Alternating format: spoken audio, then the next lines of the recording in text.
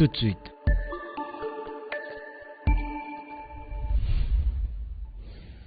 Le journal.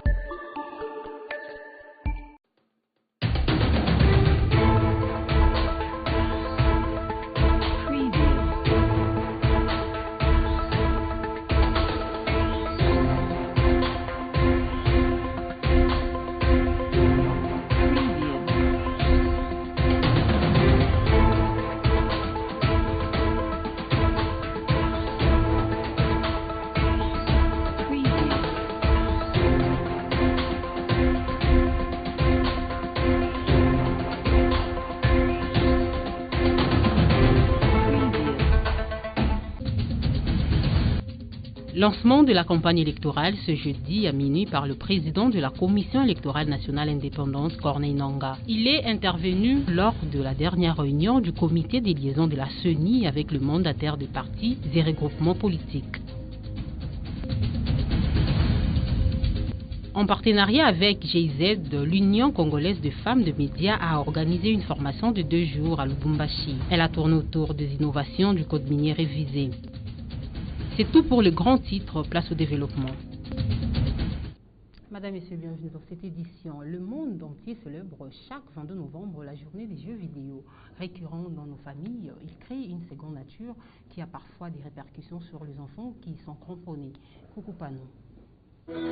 Ils sont tous sur le qui-vive, tous les yeux rivés sur ce qui se passe à l'écran. Ils y trouvent une délectation parfaite.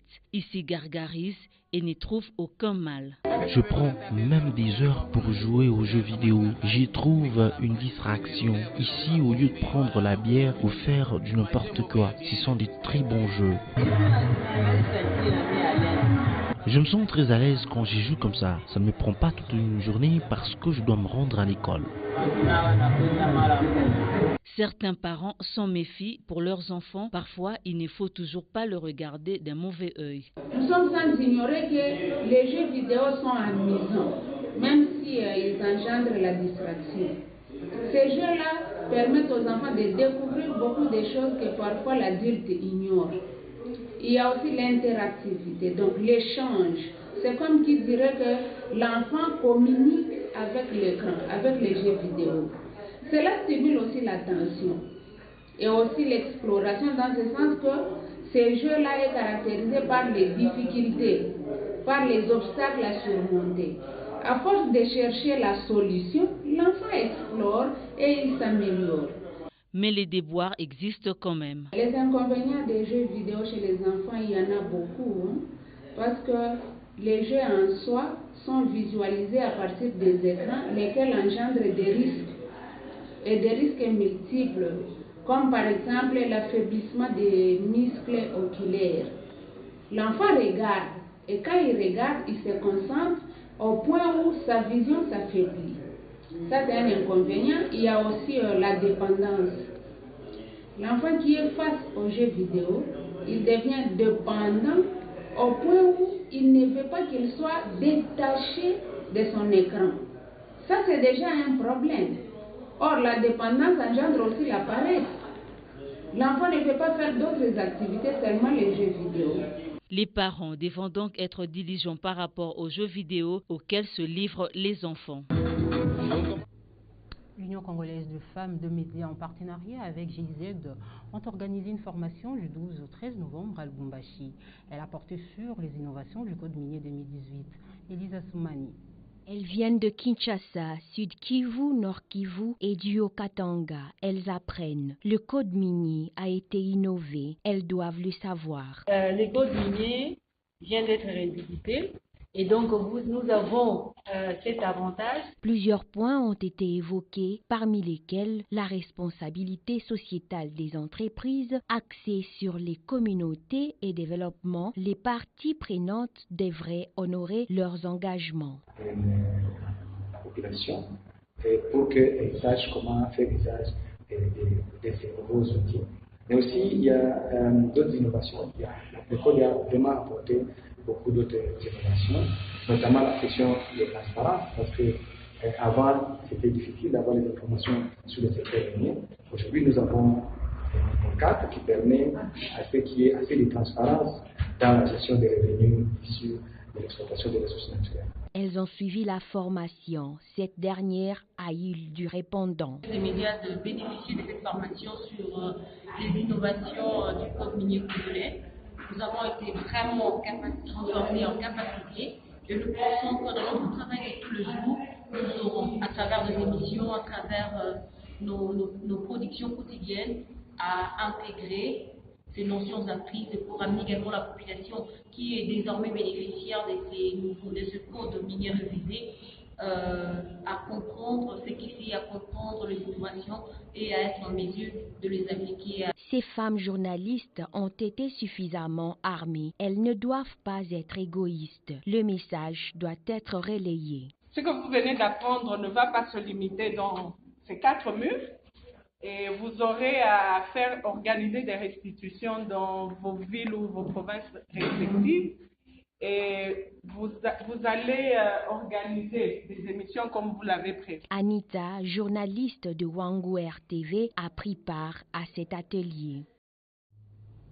Le président de la Commission électorale nationale indépendante, CENI, Corneille Nangaa, a officiellement lancé la campagne électorale qui a débuté dans la nuit du mercredi 21 novembre à jeudi 22 novembre. C'était au cours de la dernière réunion du comité des liaisons de la CENI avec le mandataire de partis et regroupements politiques. Le mercredi 21 novembre au Palais du Peuple à Kinshasa, Odilon Moepou. Je déclare lancer la campagne électorale pour le scrutin présidentiel.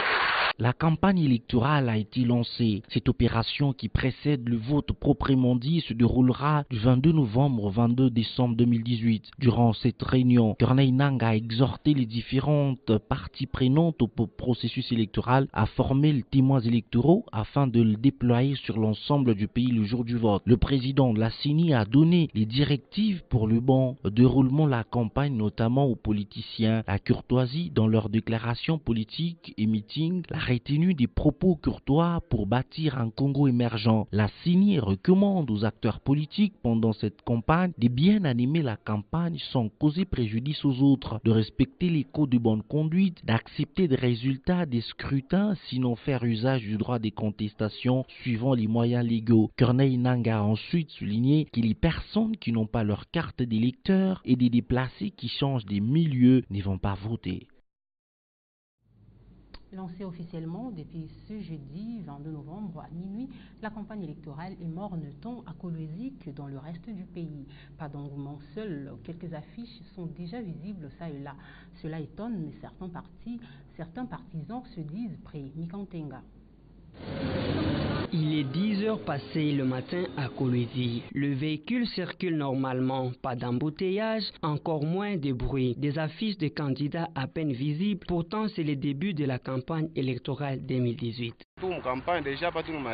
Nous sommes déjà en pleine campagne électorale. Il faut nécessairement que nous puissions voter comme prévu afin que tout marche à merveille. Nous posons les affiches parce que c'est le début de la campagne et aussi pour assurer la visibilité de notre candidat. Mais certaines sources contactées, des candidats se disent avoir de stratégies de campagne attendant le moment opportun. Mais sur certaines chaînes de télévision, la campagne dit déjà son nom, numéro du candidat, députation provinciale ou nationale, tout baigne dans l'huile. Elle est tombée comme un coup près, la nouvelle de la disparition du journaliste et chroniqueur musical des Mikuba Radio-Télévision, Jerry Mandé. Il est mort subitement après une convalescence le mercredi 21 novembre 2018. Toutefois, ses amis, familles et connaissances restent stupéfaits face à cette mort. Emmanuel Casco. Les intimes l'appelaient inamovible. Ce jeune homme du quartier Mission dans la ville d'Elikasi qui a réussi à se faire un nom parmi les chroniqueurs de l'espace Grand Katanga. Jerry Mandé a fait du journalisme sa passion. Nous sommes des journalistes par passion. Nous avons fait le journalisme par passion. Un métier que nous avons aimé depuis que nous étions trop jeunes. Donc depuis 2002, j'ai commencé à faire le journalisme par passion. Malheureusement, cette voix s'est éteinte car la mort a de nouveau montré son impolitesse en manquant du respect pour le chevalier de la plume et du micro. On entendait toujours parler de Jerry Mandé, l'inamovible. Mais personnellement, je l'ai connu déjà au début avec la chaîne Mikuba. Ça envie au-delà d'être journaliste, c'est une personne très bien. C'était un modèle pour moi. On vient de perdre un vrai monument.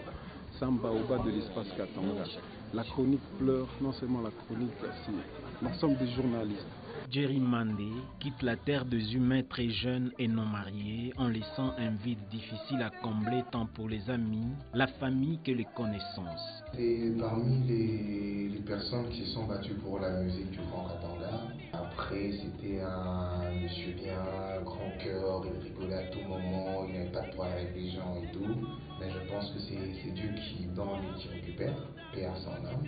Jerry Mandé était parmi les doyens de la chronique du Grand Katanga et au Lualaba, bien qu'il soit nouveau. Aujourd'hui, si vous observez les musiciens du Grand Katanga et du Lualaba à l'international, c'est grâce à Jerry Mandé. Nous sommes dans le regret. Moi, ensemble avec les artistes musiciens, ma juridiction, nous sommes déjà en deuil. Il était plaisantin. À son arrivée au service, me trouvant en plein ménage, il me saluait, me disait que t'as bien bossé. Je vais te donner un petit disque. C'est une grande tristesse de me séparer de lui. C'était un frère pour moi, un ami, un client. En tout cas, ça me fait très mal, très mal. Les siens sont venus assister au retour de la dépouille de feu Jerry Mandé dans son Likasi natal où il va bientôt se reposer dans la paix. Mais derrière lui, des âmes éplorées. Et c'est par cette note, par cette page noire que nous bouclons ce journal. Merci de l'avoir suivi. L'actualité se poursuit sur le www.wangou.info.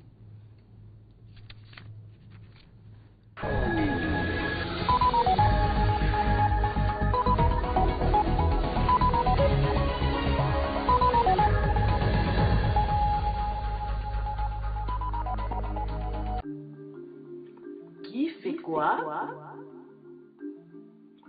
À vous de juger. Kakwata.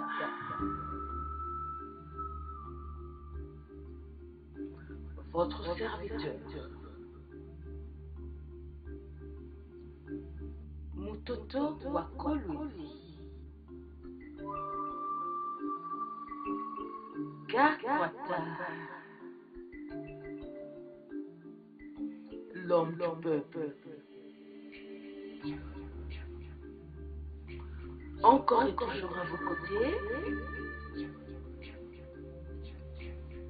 Il n'est pas tard.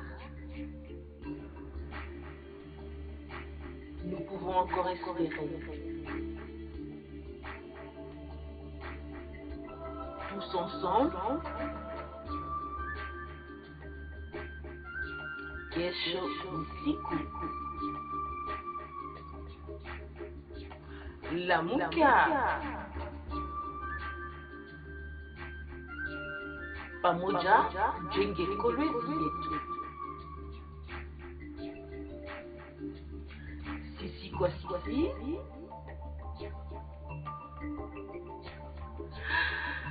Kakwata ni wangu.